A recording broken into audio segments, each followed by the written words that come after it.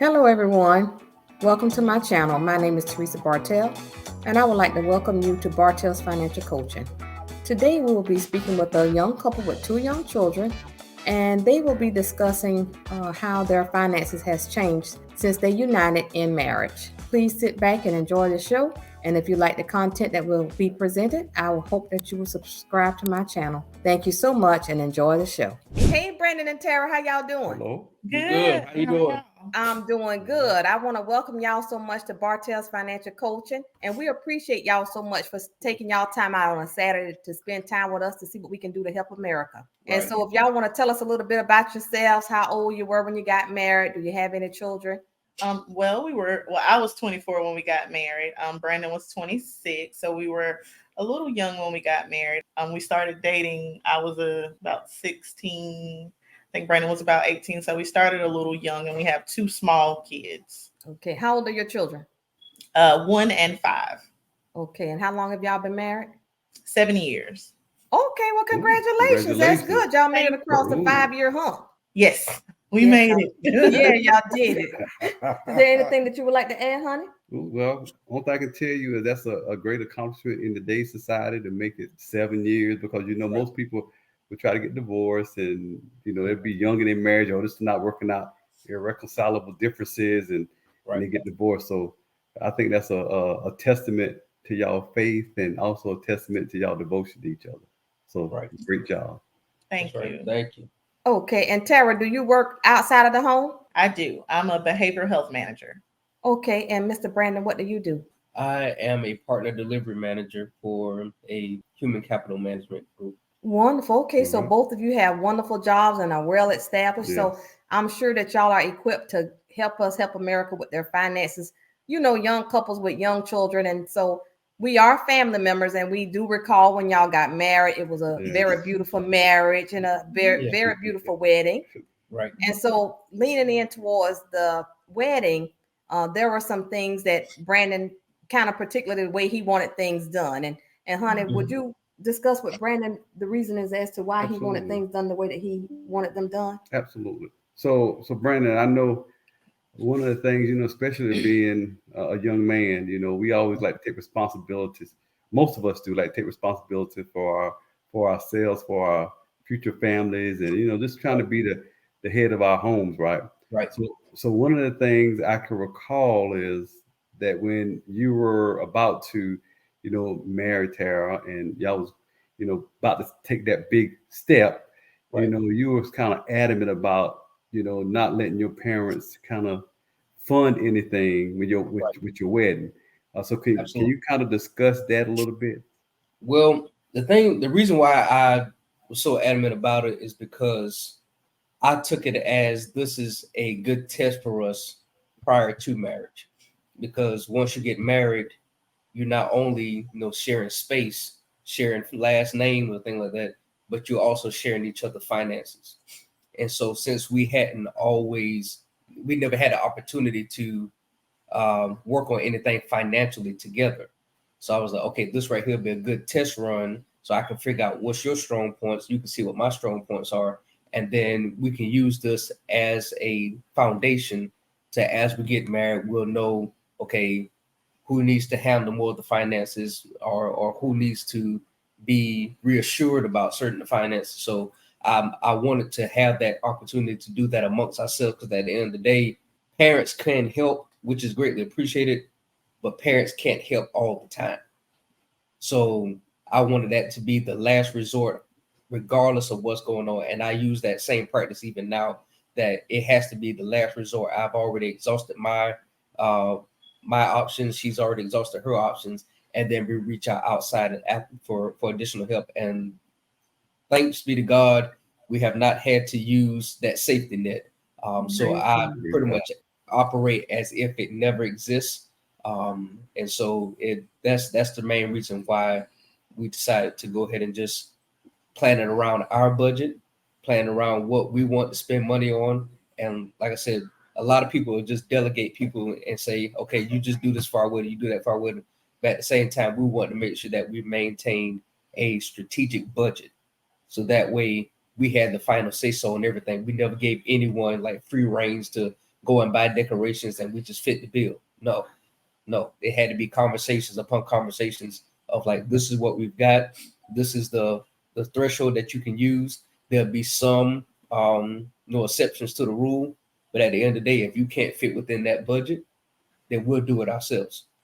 So that was the main reason why I took that route. Okay. And Tara, how did you feel about that? I was actually very impressed with it.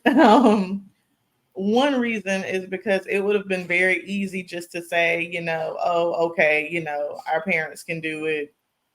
We wouldn't have to do anything. But like Brandon said, it did give us an opportunity to see the way each of us thought about money. It gave us an opportunity to look at things in a way like, okay, this would cost this much, how much this would cost in the long run. How many people are we trying to feed? It was kind of a project for the both of us. And though it was the first, I would say, biggest expense outside, the house was later, but it was the biggest expense that we paid for together. Now I will say right before then, I had just graduated college. So I had just started working a full-time job. So it was a little stressful, but at the same time, it was a big accomplishment for us because at the end of the day, it gave us the opportunity to say, this was something we paid for, and we stayed actually below budget. So we were proud of that. We did not go over the budget. We were really below it actually, if I'm not mistaken.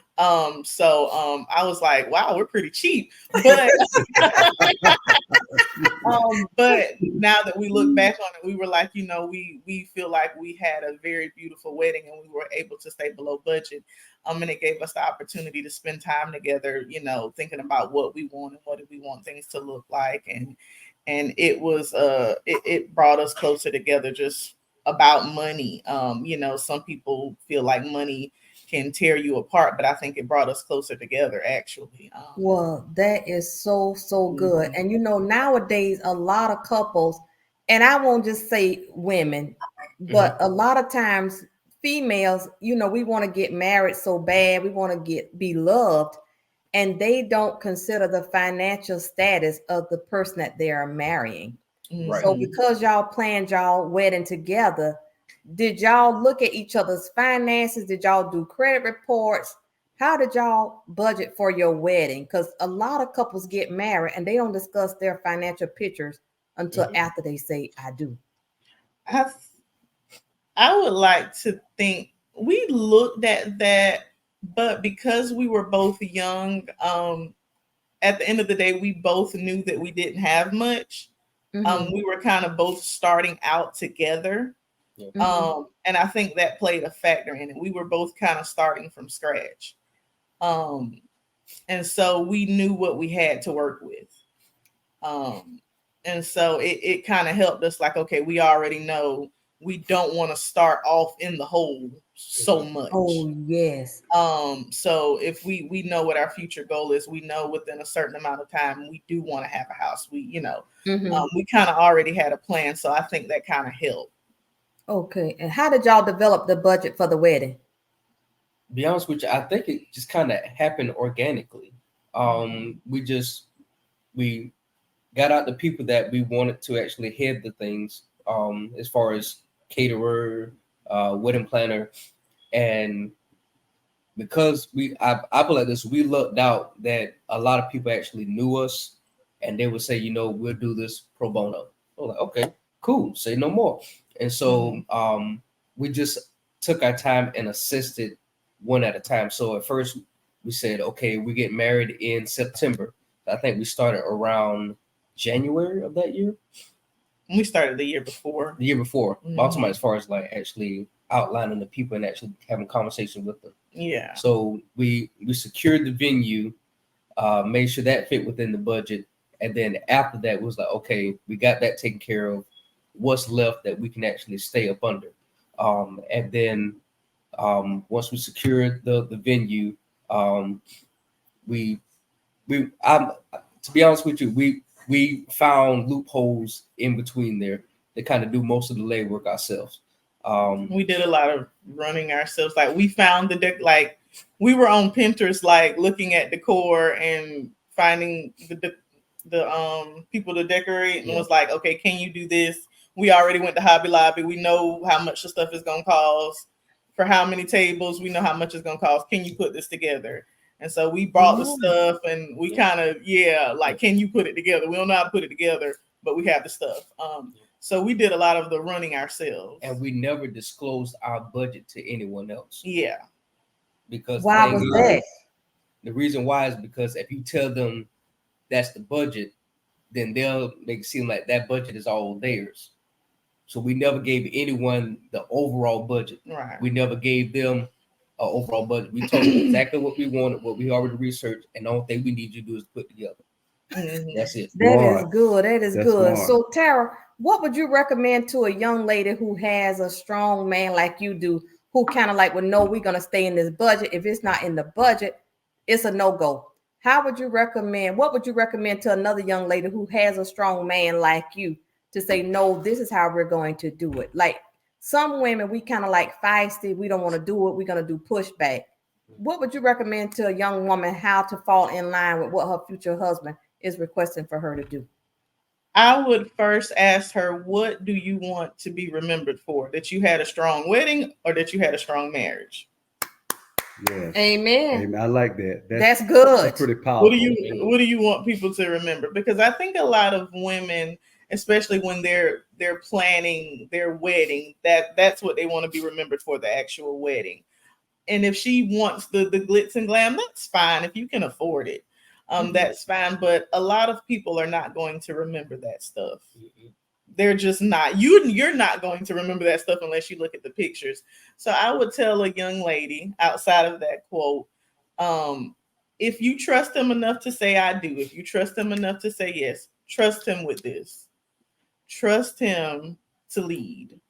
If you're going to trust him to be married to him and to share finances with him, trust him to lead you. If he says, I know you want this, but I think you need to consider, that's a bit expensive. Let's try this. Let's try a cheaper alternative. I would trust him to lead. That is a good explanation. Do you have anything you want to add? Well, I do. Because I really like the idea of what you said earlier about a plan, right? Because I think that's a key to anything that you do, is you've got to have a plan. And with that plan, as you really stated, Tara, just now, is you got to trust the leader of your future home, right? Because you're entering into a union together. And with that union, I always refer to as a new kingdom, right? You're leaving your parents' kingdom, and now you're uniting under another kingdom. Right. And so when you do that, then that brings other benefits and other blessings in that kingdom, as long as you are in line with each other. And that's the key, in line with each other. So I think that's pretty powerful, what you said on that. And that's powerful. Yeah, it's powerful. And then, like, what I would like to add, okay, now the wedding is over, honeymoon is over, and we are going home. And so I do recall Brandon, like I say, he is a very, very strong man and a phenomenal leader. He had already had a place for y'all to live, a place for y'all to call home. So he brings you through the threshold. Tell us how you all combined your finances. Were there any like how did y'all combine your finances together to reflect the oneness that God requires of us? Well, I can be honest, I was not the best with finances. I was not the best. And I am mature enough and strong enough to say that I had to listen. I had to allow him to say, okay, this is what we're going to do. And I'll say now, okay, I'm still not 100% there. Brandon will hold on to $1. If it is his last dollar, he will hold on to it. That's a little straight. He will hold on to it. So I had to allow him to be that leader, and just, I remember we talk about it often, like, we remember, like, he'll say those first couple of months, we would have loved to go out to eat, every week. But, I just remember, us just sitting in there, eating, rice, beans, and chicken. And, I was making the same thing every night. And just, we would go to the store and we would get, a box of cereal, milk, just simple groceries. And we were not starving. It wasn't what we always wanted to eat, but we were happy and we were healthy and the bills were getting paid. And I think that was the key thing. The bills were getting paid. We had cars to drive and we had food on the table. And we had clothes. And I think if I didn't allow him to help with that, we would not have had those things. And if I was in charge of that, I don't know if we would have, had that in that order. And he was like, I was the type of person, I wanted to go to the salon and I wanted to get my hair done and my nails was going to be done. And it was like, now that we're sharing finances, you have to take the other person's finances into consideration. And, we have stuff now and it's two of us, and, and I had to be receptive of that. Like, hey, we can't do that. But when you get married, you're joining together with someone. Yes. You have to be mature enough to take that into consideration. So it was a learning curve. And over time, of course, you can incorporate things slowly back in. Time goes on, you start making more money, you start knowing how to handle it. So you have to let the person who is strongest, you have to learn your strong points. You have to know, okay, you may be stronger in that area where I may be stronger in another area. Finances is his strong point. I'll give that to him every time. And it still is. That's good. You got anything you want to add with Brandon or Tara? I do, because you brought a lot of good points. But what if, see, because I like how you immediately said, Tara, and you and Brandon came together and you kind of gelled y'all finances together. And as a new couple, I think, and especially as you becoming one, I think that's absolutely great. But what if you have a couple that's newlywed, just got married, and they have this mindset of, I know we're married, but we want to keep our finances separately. How would you address that particular couple? You got one that want to combine, and you have another one that say, no, I want to do that. How would you address that to them if you had to talk to somebody like that? Well, I always say that things come back down to motives. So are you saying that you want to keep your own finances separately because you want to be able to do what you want to do without having to answer to anyone? Or do you feel like you're the best person in that role? So everything about a marriage, whether it's dealing with finances, whether it's dealing with, how to raise the children, somebody has to take the lead, and somebody has to be willing to say, okay, that's not my strong suit, so let me lean on that. But a lot of times, couples want to do their own thing because at the same end of the day, they don't want to have to give an answer to someone. They don't want to have to be accountable, and knowing each other's finances and having those conversations makes you accountable to the other person. So in essence, if I'm leading and I know that finance is one of my strong suits, what I can't do is nickel and dime her about everything and I just live frivolously. That doesn't work. So you have to lead by example. So the only way that she was able to actually trust me on some things because she saw how I managed my money. Now, granted, are we saying that we did everything right? Absolutely not. Mm-hmm. We made some hiccups in the road, we had some bumps in the road, but at the end of the day, I knew that was my strong suit. There's some things that's her strong suit that I lean on her and say, okay, I'll let you lead on that. I got you full support. So it all comes back down to the motive. Why are you saying that you want to keep your finance separate? Why are you saying that I can handle it, knowing that deep down inside that person may be, that the wife or the husband may be the better person to actually oversee kind of the finances. So it always comes back to the motives to me. Brandon, how did you get Tara to cooperate with the plan once y'all crossed this threshold and the wedding woosies was like gone and reality set in? She had to go back to work. You had to go back to work. How did you get her to cooperate? It's based on trust. Yeah. So if you trust me to be your husband, and you trust me to be the protector of you, and you trust me in essence to be the head of the house, then that means I had to prove something to you. So as men, sometimes I think we want to have the wife trust us, but we hadn't given them a track record of trust. So you have to date Powerful. and you have to be in a relationship with someone that you're actually building that trust. So they'll know that not only can I trust this person with my mind and my body, I can trust them with my dollars too. So if you're not building that trust along the way, no matter what you're trying to lead in, it's not going to work. So I had to slowly but surely throughout the 7 years that we dated, I had to assure her like, hey, you can trust me. You can trust me. You can trust me. And at the end of the day, I always tell her that if anyone's going to take the hit financially on something, I'm gonna let it come out of my resources. I'll take the hit because at the end of the day, I don't want you to have to worry about that. So if it comes to a decision where I got to make it up on my own and it's not something that we had to do jointly, I'll go out there. But at the same time, she knows that I'm doing what's best for the home or trying to do what's best for the home. So it all comes back down to trust. If your relationship does not have trust, then finances is the least of your problems. Y'all are just this power couple. That was so good. And so, Brandon, you mentioned hiccups or bumps in the road. Tara, can you recall like a bump that y'all had or a hiccup that y'all had? And what did y'all do? You know, like how something can happen in your life or either in your finances, and you like, why did we do that? Can you or either Brandon recall one of those bumps in the road or hiccups that y'all did and y'all had to reverse or do something to recorrect?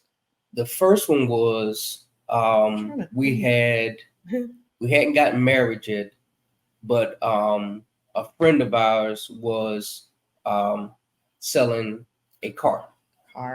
Yeah. And the thing is, he was like, I just want out the lot. I'll take a flat fee and just get off my lot.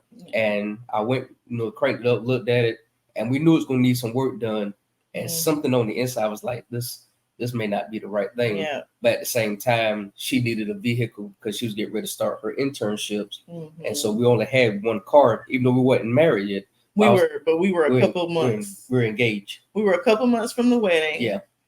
I was about to start my internship because I was about to graduate college. And I needed a car.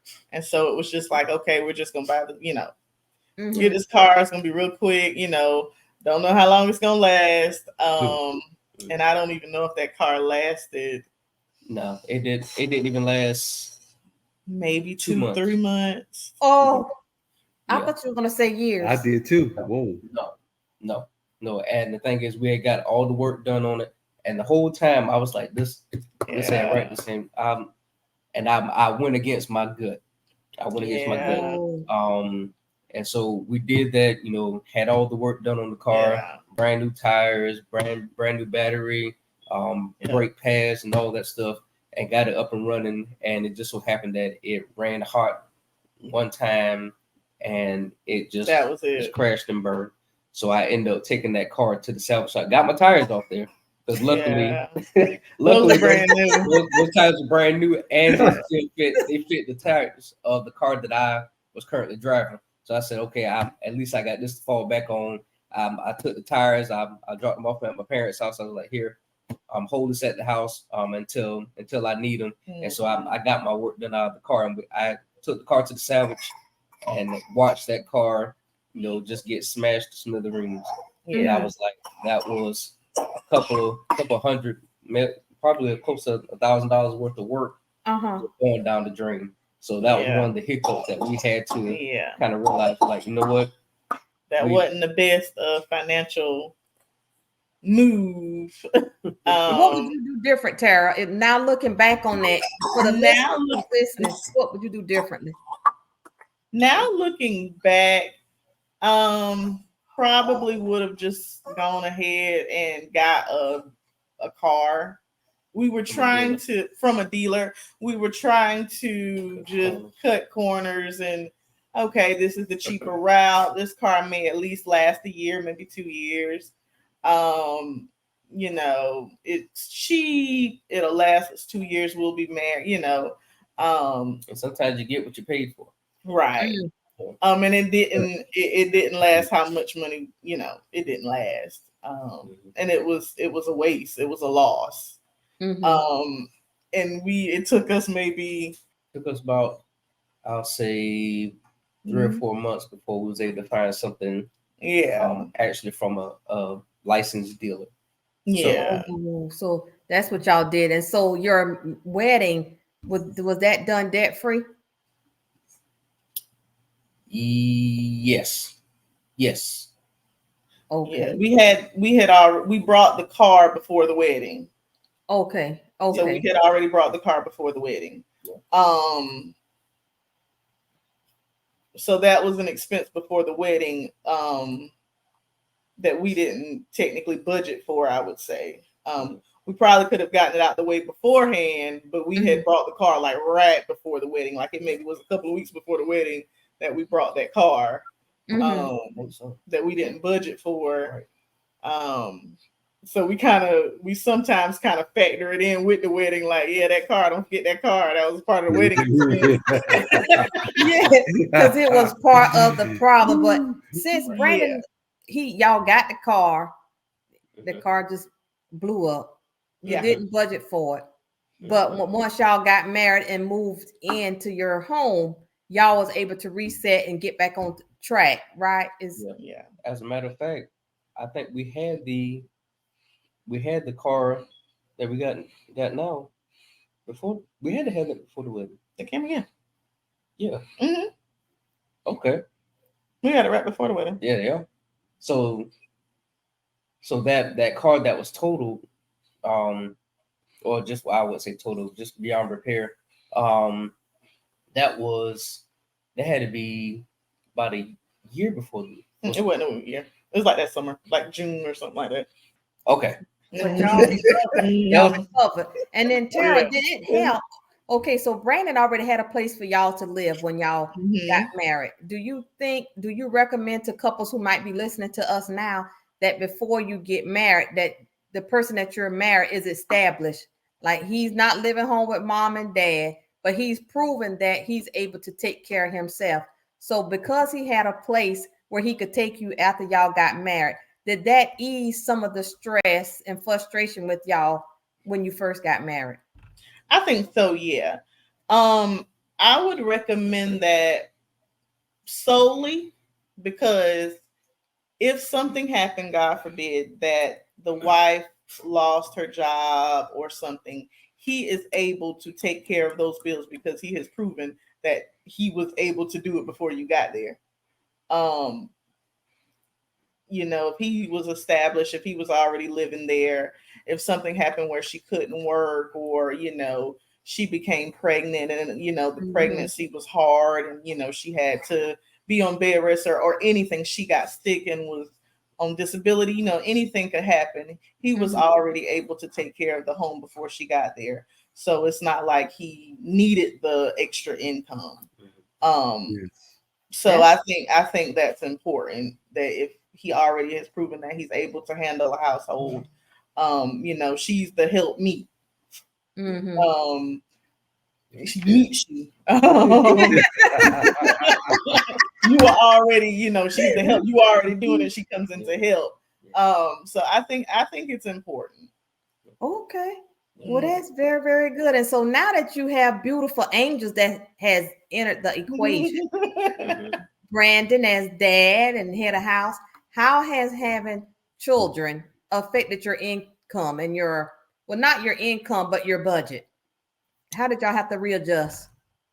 That's one of the things that I've come to realize. As much as I want to budget for it, sometimes it's just unrealistic because by the time the kids get here, you can buy stuff in advance, but at the end of the day, like, it's still a learning process. So you can say, well, I'm only going to spend such and such on the kid, but the kid needed, then you still have to kind of, you know, go beyond what you planned. And that's why it's always important that you never spend your last.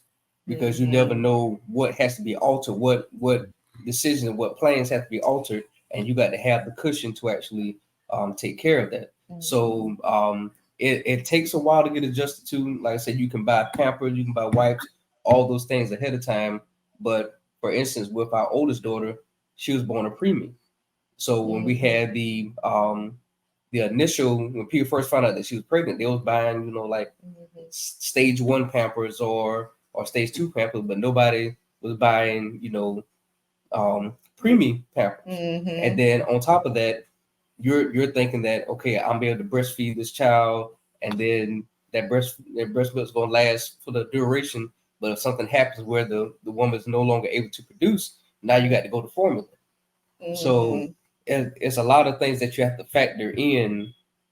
And to be honest, it's probably the hardest thing to actually budget for, because it's the most unexpected thing that can happen with the child. And the thing is, like I said, some children have a rough, birth and growing process, and some have a natural, regular, like nothing's wrong. But at the end of the day, it takes a while. It takes a while. So I would encourage young couples that are thinking about extending their family to make sure that they're not down to their last at that moment, because you never know what you're going to have to foot the bill for once they get here. Okay, and when you say don't spend your last, for people who may not be from the country like we are, what do you mean when you say don't spend your last? Don't spend everything that's on that check. Okay. So just because you made $1,500 don't mean that you spend $1,500. Okay, so you're saying live to your means, yes. There you go. Separate what belongs to God, what belongs to your bills, and make sure that you put something back, even if it's just $20. You put back $20 2 times a month for 12 months. That's $520, right? 26 times 20. Yeah. Think you're right. Yeah. I could I'm sorry, 5,200. No, that's right. 520. Yeah. You added it right the first time. Yeah. Go back. So, two times 26 is 52. Add a zero, $520. So even with that, and it takes 9 months for the child to get here. If it's a natural birth, at least if you put at least $20 back, you still got something to fall back on for an emergency. So you always put something back. That's something that my dad always told me. It was like, always put something back for a rainy day, because you can't decide. You can't tell the weatherman, you can't tell God when it's supposed to rain. But you're supposed to make sure that your resources are there, so that way when rain comes, you got something in the ground that, instead of it being a detriment to you, you can see the fruits of your labor, because now you're able to see what you stored away for that rainy day. Okay, that sounds good. And I'm like, Tara, for all the young ladies that are as beautiful as you are, they're really wanting to start a family. They want to have a baby. Can you give our listeners some things to expect when they are planning to have a baby and they're wanting to have a baby? Like, are there some things that you can forewarn them of what to expect? Because like Brandon said, when y'all had your first baby, you expected everything to go fine, everything to go normal, but things didn't go that way. But thanks to the grace of God, everything is fine today. Absolutely. But how would you prepare a young lady now who's ready to have a baby, some pointers as to things that she might do to prepare herself and help her husband financially prepare for the birth of a first child? I would say, of course, like he said, store some money away from your check. Go to your appointments, make sure everything is good there. Make sure that your insurance, I know some people, their jobs offer insurance. Check those benefits, check those paternity benefits, make sure that your appointments are covered up front. Keep calling and asking, hey, I'm pregnant. This. Always check those. You don't want to get hit on the back end with that when it comes to time to deliver, or they're sending you a bill. I would also say, this is just off kilter, but see somebody for your mental health. I think that is important. Absolutely. Just you would be surprised how simple that is, because I think with having a child and finances, you can't prepare for the unexpected. And sometimes when the unexpected happens, it takes a toll on you. And you think, okay, I just had this child, it was unexpected. I just need to fix myself up. So you start spending money that you don't have to fix yourself up. You make yourself feel better. But no, it's just your mental health. You just need to talk some things out. You don't need to spend money. I think as women, we feel that sometimes, oh, I need retail therapy. It's not always retail therapy. You just need therapy. There's nothing wrong with retail therapy, but I think sometimes we use it as a crutch, and it kind of puts us in a worse state than what we were in. Shopping does make us feel better. Don't get me wrong, but I think, like I said, we use it as a crutch, and that will send us to therapy. Mhm. So I think for the women that are planning to have a family, always just, of course, motives. Know that it is a sacrifice. You do sacrifice yourself when you are planning to have a family. I know it sounds good to say you want to have 3, 4, 5, 6 kids, but there's a dollar sign on each of those kids. Amen. That's true. Yes. And you can't plan for the unexpected. We leave everything to God and fate, and we trust that He knows the plan. So that's what I would tell a young woman preparing to have a family. Okay. Do you All have right. anything you would like to add? Yeah, I actually do. I think what both of y'all said is really spot on, especially knowing that when we had children back when we were young, we had to go through some of the same things that y'all experienced. Had to kind of learn and understand what we didn't have so we could provide for them, and so I think it's definitely a challenge with young couples in general. I think you might be a young couple that have some young couples might have a bunch of money that can do a lot of things, but most of the time young couples don't, right? You're just starting Mhm. out. You're just starting out your careers, and so you're just trying to figure things out. So I think that's great advice. What you provided. Yes. And okay. So in closing, we are going to be closing out shortly. I would like for each one of you to give 2 points that you can recommend to young couples that can help them in their finances and adjusting to marriage. So Brandon, if you can go first. The first one would be always have a plan, and then the second one would be flexible. So be willing to say, okay, you put the plan in place, but do you need to go back and revisit that plan? And that's one of the things that we're kind of doing now. We had a plan at the beginning of our marriage, and now we're looking at it, was like, you know what, we might need to kind of alter that. So have a plan, because if you don't plan, you can't prepare. So you have to have a plan in order to prepare. But at the same time, know that as you move in your marriage, then there's going to have to be some flexibility to the plan to refine or to do away and say, okay, is it working and it just needs to be enhanced? Or is it not working at all and we just need to scratch it and start from scratch? But that'll be the 2 things that I would recommend to any couple that's starting out, is have a plan, go in it with a plan, because that's your foundation. And then after that, how you prepare for it is going to be trial and error. Okay, thank All you. right. And now what are your points, Tara? Okay. My first point would be transparent with your finances with your spouse. Transparency can save you, um, of course, a lot of arguments. You don't want anything to come up because you were being dishonest. Right. So be transparent about your finances. My second point would be, if you are going to have separate accounts, I would still try to be open and honest about it. I wouldn't try to keep it a secret because that can cause some distrust and some animosity about reasons of why you're keeping it a secret. Okay. Well, I would like to thank you both for joining us today and sharing your time with us. And husband, would you like to say anything? Yeah, this has been really great. Thank you for this opportunity to kind of talk to y'all today and kind of y'all enlighten the actual audience and also us with some of y'all. Yeah, so yes.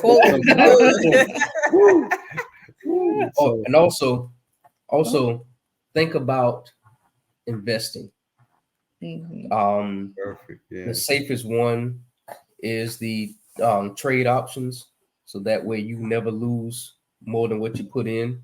But the biggest investment is if your employer offers a 401k, take advantage of it. And if they have a 401k Roth account, invest in that too. So that all that is a part of investing for your future. So if they offer it, take it. If they don't offer it, find something to invest in. And even as your kids grow, find something to invest in, put their name in it. So that way, not only are you building on your future, or you building your present, you're building their future. Thank you. Well, again, I want to thank y'all again for joining us. Yes. This is Bartelle's Financial Coaching. God bless each one of you, and I hope that you will continue to be a blessing to the kingdom and helping other young couples that are trying to get to where you and Tara are. Again, thank you so much. All right. God bless Bye, y'all. Thank you. Bye. Bye-bye. Hello. I just again want to tell you so much for joining my channel. I hope that you enjoyed Tara and Brandon's story.